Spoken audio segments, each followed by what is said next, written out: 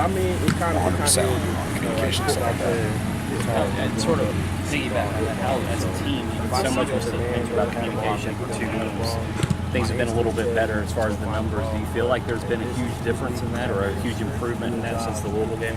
Oh, absolutely. I mean, if you were to, I mean, we are like everybody's talking out there now, and that's what I love is when everybody is talking, everybody knows what everybody's got, and when that happens, it doesn't matter if we make the wrong call or not. We're all on the same page. There's nobody else playing their own box and doing their own thing. So if we're all on the same page, we can play any play, and I feel like we can do whatever we want to do. After 2 weeks of playing more aggressively, and that being one of the themes around here, how much is there a challenge to have to kind of scale back a little bit to focus intensely on the discipline element of playing against this offense? I mean, it's just do your job.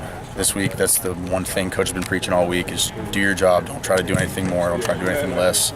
We don't need playmakers this week. We just need people to do our job. We got to have somebody for the quarterback, dive, and pitch. And if we can get all those boxes checked off, we'll be fine. Paul Johnson has said over the years that the outside linebackers are typically the defensive players that make the most stops against his offense.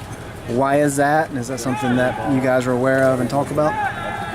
I mean, because the most time you see the outside backers make plays is when the play's going away from them. Because if they can not get cut off by that tackle, then they're a free hitter that nobody's accounting for. Then if we get a free hitter, we got the numbers, we're good to go. So I know that tackle comes out to try to hit you. Is it just a matter of kind of working your way around that blocker? Yeah, I mean, it's just you can't get cut off by that tackle. It's the main thing. They don't throw very often, but when they do, they're very efficient with it.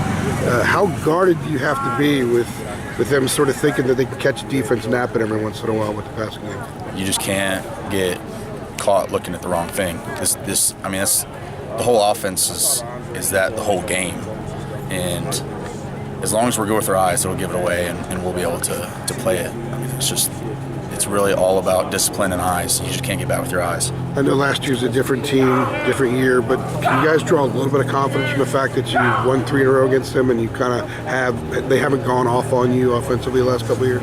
Yeah, I mean, I definitely feel like we have that confidence we've seen it done before, and even though we got young guys, like we have the film of us doing it, so we feel confident that we can just go ahead and do it again. And you've done it. I mean, you were out there for like 80-something snaps last year in that game, right? Oh, absolutely. And they had basically one real big play. They had the 83-yarder, and otherwise they didn't have that many big chunks against you. Yeah, I mean, that game, when you look back at it, guys were staying disciplined, and they just didn't – nobody tried to do too much, and everybody just did what they were supposed to do. And if we do that, we'll be fine, and we'll have a great game. Thanks, appreciate it.